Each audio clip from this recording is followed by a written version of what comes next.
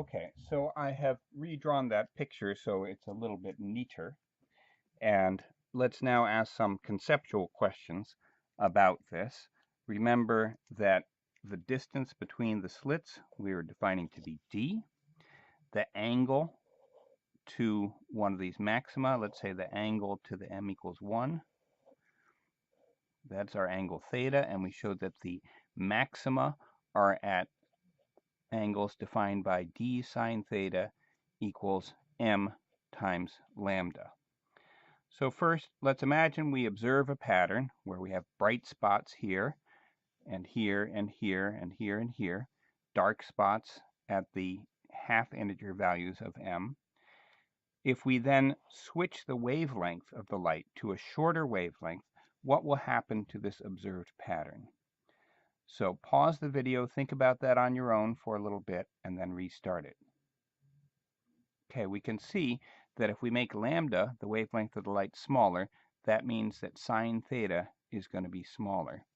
We're almost always working in the limit of small angles when we're talking about diffraction. So remember that this distance is actually much, much bigger than this, so the angles are much smaller than what I've shown here. So in the limit of small angles, you may recall that sine theta is approximately equal to theta. So when I make lambda smaller, sine theta gets smaller, which means that theta gets smaller, so the whole pattern will compress down.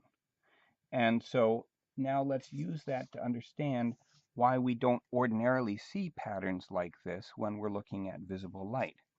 So the angle for the first maximum away from the center, meaning this one, m equals 1, we could rearrange this and find that sine theta is equal to m lambda over d. So for the first maximum, this goes to just lambda over d. Let's say the slit separation is 1 centimeter, and lambda would be, for visible light, about 500 nanometers.